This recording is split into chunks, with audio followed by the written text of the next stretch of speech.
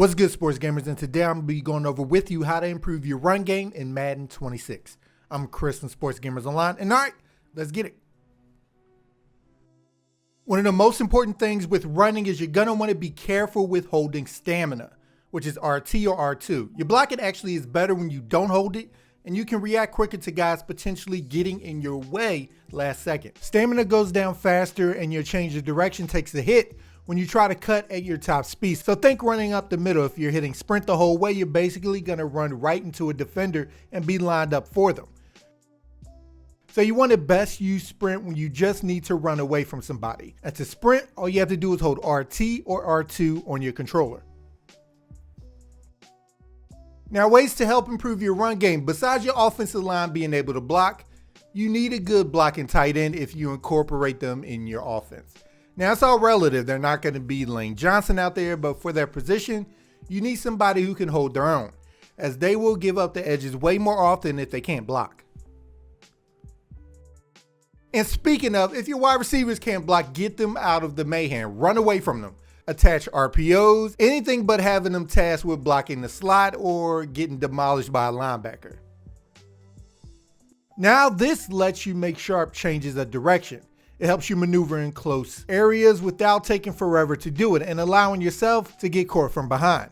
And to perform a hard cut, you hit LT or L2 and aim the left stick in your given direction.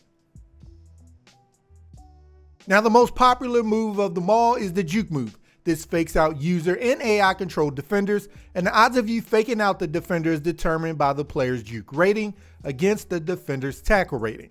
So you will have the most success doing it against corners and safeties opposed to linebackers. And you can perform a juke by aiming to the left or to the right.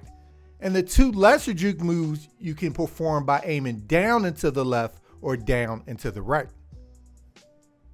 Next, we got the jump cut, and this move has your ball carrier moving laterally a couple of steps towards their left or to the right.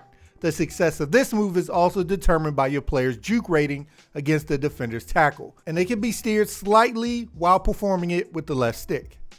And to do it, you want to hold RT or R2 and then aim the right stick to the left or to the right. You probably do this often thinking you're performing a regular juke because it involves holding a sprint, but you're actually doing this move. And a trick I like to do is, say if you want to juke to the left, I slightly go toward the right before I aim back to the left.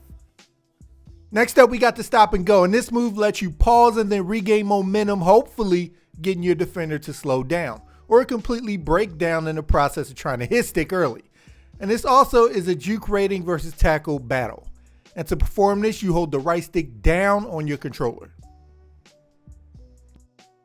Next, we got the spin move, which takes into account your spin rating against the defender's tackle as well. And to perform it while moving, hit circle or B on your controller, or swing the right stick from the bottom up and to the left or up and to the right. Next, we got the steerable spin, which allows you to reach more yards when you perform it. And to do so while moving, aim to the side you want to spin towards, and then hit RT or R2, and then hit circle or B. Or you can also hold RT or R2 and then swing the right stick from the bottom up and to the left or from the bottom up and to the right. When running the ball, especially up the middle, you always want to make sure you have a blocker for every defender in the box. An easy way to look at it, if they have two deep safeties and all your receivers have a guy over them, this is an easy run look, as you should have even blockers versus defenders because it's 11 on 11 and the running back and quarterbacks guys are both deep. One safety comes in the box, and now how you direct the run matters more. You need to leave somebody unblocked to get the numbers evened up again. And if both safeties come down, then you're going to start needing to involve the quarterback here, since his defender, not really his defender, but it helps show you how the numbers work. But now read options, power options and stuff need to be involved here to take care of that guy. To help your run game, you want to spread out the defense with 3-4 wide receiver sets.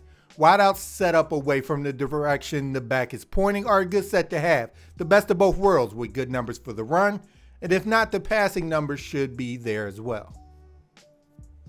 Next up is the setup foot fire that sets up your defender for your next move. You want to use this with plenty of space to give them a chance to bite on it or break down early. And to perform it, you want to hold R2 or RT and then flick the right stick down. Next, we got the skip, which you can perform by holding L2 and R2 or LT and RT.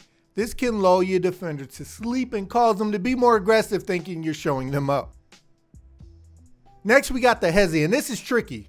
While moving, you want to briefly let go of the left stick and then hit R2 or RT on your controller. And then flick the right stick down to get your defender to freeze or over pursue. And the fun one is we got the hezi pullback, which you can destroy defenders who are pursuing you without a care in the world looking for that hit stick. And to perform this, you let go of the left stick while running and then flick your right stick down. When running, you want to make 45-degree cuts as much as possible. They keep your speed the best while creating the most separation and protecting yourself from getting lit up by a defender. Now, it's hard to do in the moment, but you want to make sure you're not running straight into any defenders. Make it so you're always being tackled at an angle, unless it's goal line situations. When running, don't over-rely on jukes or spins for every run, and trust your vision when there are 2 or more defenders, as they still might beat one defender doing that move, but you're slowing yourself down to get caught by the other guys. Next is the stiff arm, and this also applies your move's rating against your defender's tackle rating. And you do this by holding X or A on your controller, and you only want to do this when the defender is coming from the side. Now, this is a little harder to perform this year, but if you want to truck, you have to flick the right stick up before you get close to the defender, if you have the definitive mismatch there and can run right through them. Now, new this year and kind of goes hand in hand with the truck because it's the same button. You can reach for extra yards and get that first down or touchdown by holding the right stick up at close contact with the defender. Just make sure no other defender is near you, as you can fumble it doing this. If your opponent has a super slow defensive tackle, or more importantly, your opponent is using and getting in the backfield at will, you can leave them unblocked by hitting L1 or LB and then triangle or Y and selecting that player, and your blocking scheme will leave him unblocked. When running, focus on the user, as they often will leave their gap responsibility in the play in pursuit of the big hit and open up a huge cutback lane for you. Now, the hurdle takes into account your jump rating versus the defender's tackle, and you perform it by holding triangle or Y on your controller.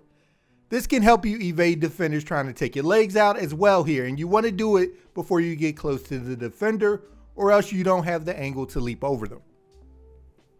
Now, to dive for the first down or over the pile for the score, you want to hold square or X on your controller.